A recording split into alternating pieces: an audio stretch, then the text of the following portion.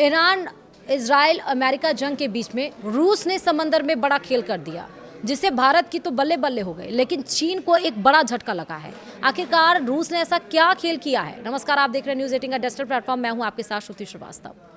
America और Israel के खिलाफ ईरान जंग के चलते दुनिया के तमाम देश ऊर्जा संकट से जूझ रहे हैं। हालांकि इस बीच रूस ने दूर समंदर में कुछ ऐसा किया है जो भारत के लिए राहत भरी खबर माना जा रहा है। वहीं चीन के लिए किसी झटके से कम नहीं है। चलिए समझते हैं कि क्या है पूरा मामला। दरअसल अमेरिका और इजराइल के खिलाफ ईरान की जंग के चलते खाड़ी देश मुश्किलों में घिरे हैं। इस युद्ध के कारण वैश्विक तेल सप्लाई भी प्रभावित हुआ है और दुनिया भर के देश तेल संकट का सामना कर रहे हैं।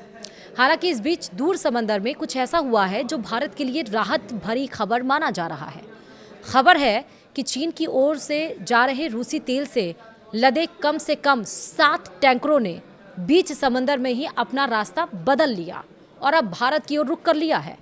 ब्लूमबर्ग की रिपोर्ट में शिप ट्रैकिंग डाटा के हवाले से बताया गया है कि एक्वा टाइटन नामक एक बड़ा टैंकर रूस के बाल्टिक सागर से कच्चा तेल लेकर चीन के रिझाओ पोर्ट की ओर जा रहा था। हालांकि उसने साउथ चाइना सी में अचानक यू टर्न ले लिया और अब यह टैंकर भारत के न्यू मैंगलोर पोर्ट पहुंचने वाला है, जहां इसके 21 मार्च तक पहुंचने की संभावना है। बताया जा रहा है कि यह बदलाव उस समय हुआ जब अमेरिका ने भारत को अस्थायी रूप से रूस से तेल आयात बढ़ाने की अनुमति दी। इसके बाद भारत ने तेजी दिखाते हुए एक ही हफ्ते में करीब 3 करोड़ बैरल रूसी तेल खरीद लिया।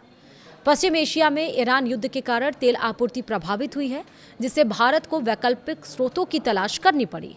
ऐसे में रूस भारत के लिए एक प्रमुख सप्लायर बनकर उभरा है। ऊर्जा विशेषज्ञों का मानना है कि भारत ने तेजी से फैसले लेकर अपनी ऊर्जा सुरक्षा को मजबूत किया है।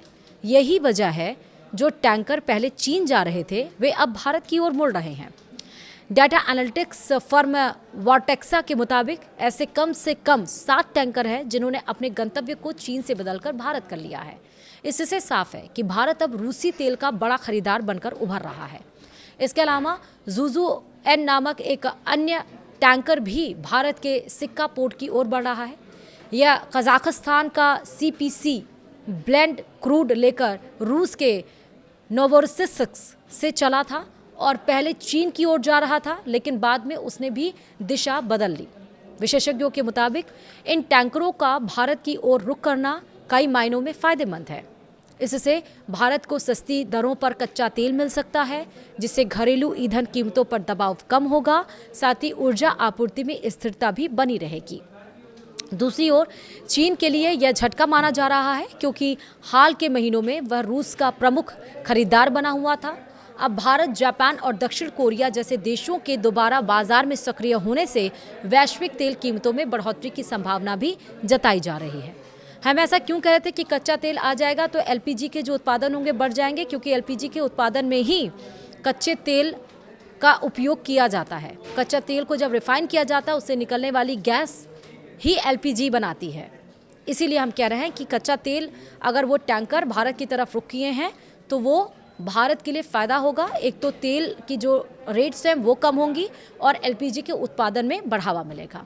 यानी कि कुल मिलाकर समुद्र के बीच से बदले इस रुख ने यह संकेत दे दिया है कि वैश्विक ऊर्जा बाजार तेजी से बदल रहा है और भारत इसमें एक मजबूत खिलाड़ी के तौर पर उभर रहा है। वीडियो में इतना ही। नमस्कार।